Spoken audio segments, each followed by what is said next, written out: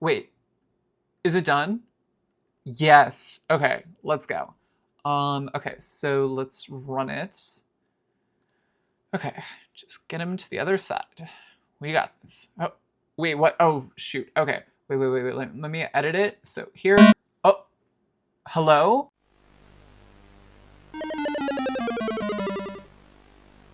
If you've ever coded before, you've had to fix some bugs. Speaking from personal experience, I know that it's really easy to blame yourself when you encounter an issue, especially when you're new to coding and learning a lot of material.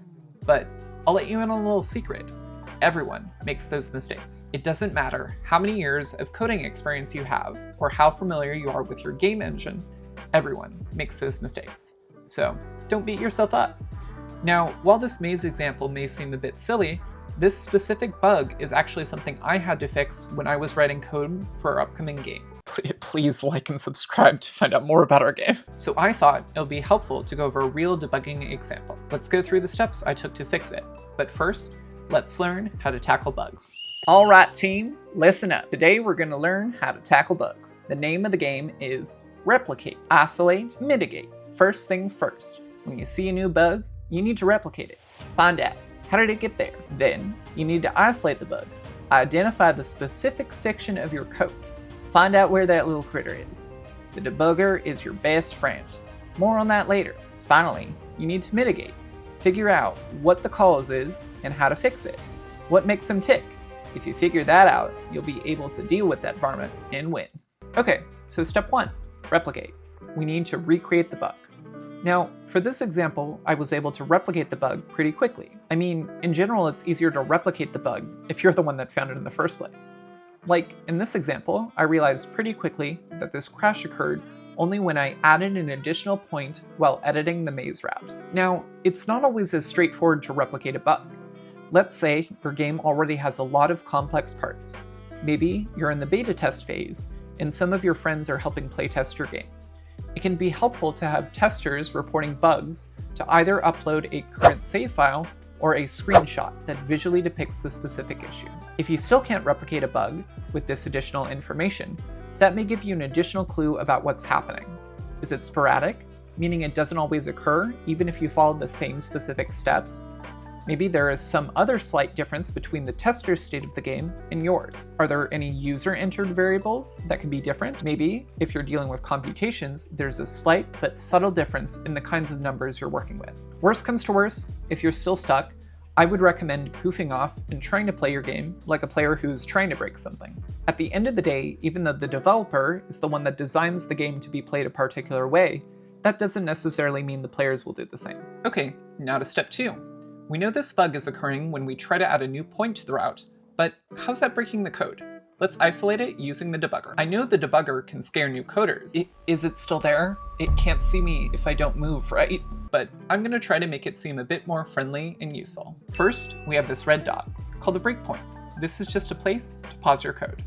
Also, as a quick note, if you see this icon in the debugger, it means you won't pause at any breakpoints. If you want to pause at a specific line of code, just click the line, or click again to remove it. Now we have step over. This just means go to the next line of code. Think about it sequentially. What will happen next? Finally, we have step into. This just means go into the line of code that is called by this specific line of code. Now, I know this may sound a bit confusing, but I'll try to explain it. Have you ever read one of those game books? You know, like Choose Your Own Adventure? So you're reading line by line, and then all of a sudden you have a choice. Do you want to fight the dragon or explore the cave? Let's pick the dragon, because that sounds more interesting. So you're reading the lines of the book sequentially, stepping over, until you get to the part that says, skip to page X to fight the dragon, at which point you would step into that section of the book.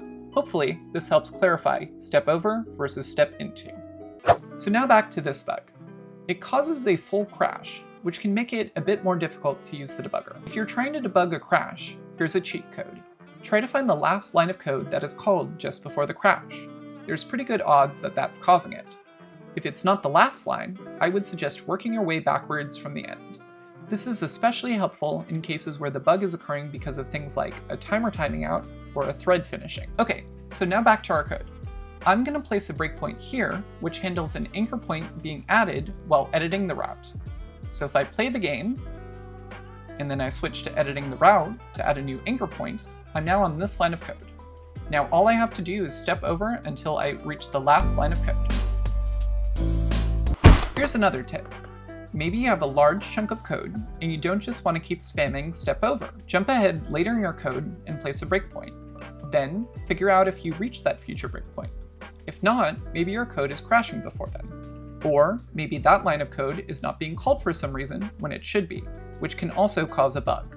So it looks like the last line of code that's being called is this line. Now if we go to the documentation and search curve2D, we can look for the documentation for the sample-baked function. The sample-baked function takes an offset, which you can think of as the distance along the curve. So why would this function crash? Okay, so now let's try to pay attention to this curve parameter and see if we can figure out what's happening. I'm going to rerun our code and edit an anchor point, and now we're on this line. If I want to see a specific parameter, I can just scroll down and search for it. Okay, so in the first iteration of this loop, we have a curve with 2 points, and these are the positions. Now, if we go to the second iteration of the curve, we can see what changes. Okay, so right off the bat, we have the same start and end point. I bet that's what's causing it. Okay, so after some testing, it turns out that's exactly what's causing it. Here's a simplified example where I create a curve and I add 2 identical points that are the same.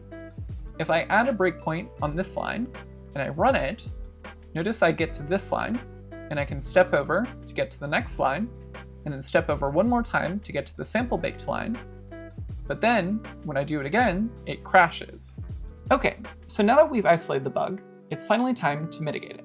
Now, we found out that this crash is caused by a curve 2D that's composed of only 2 identical points. But the question is, why do we have 2 identical points to begin with? So the curve is getting its points here, on line 84 and 85. Essentially what we're doing is we're iterating through the line and getting the adjacent pairs of points. So if these 2 are the same, that means the point at I and the point at I+1 are the same in the line. So why does the line have identical points? If we scroll up further, we have this function unhandled input. Well, on line 65, we have a guard statement, which essentially ignores every event that is not a left-click action. So this should only happen once, right? Let's check the documentation. Oh, that's it? So the difference between isAction and isAction_pressed is isAction occurs both on the press and the release, where isAction_pressed occurs only when it's pressed. What this means is isAction is happening twice, so it's adding 2 duplicate points. So let me change this to pressed. We'll try running it again. Here's the moment of truth to see if it crashes. Hey, look at that, it didn't crash, and I can keep drawing it for my little buddy. I'll admit it, this bug was caused by me being lazy. I wasn't taking the time to think about what I was writing, and instead of double checking the documentation when I wrote it, I just assumed it would work. I wanted to showcase this example because it's important to show that everyone makes coding mistakes. Even if you're an experienced developer, you still make mistakes. Or forget to check the documentation when you're in doubt, and that's okay. So next time you encounter a bug, remember, just replicate, isolate, mitigate. Now go get them, champ. If you want to see more Godot development videos, like and subscribe for more. Check out these videos that the algorithm thinks you'll like.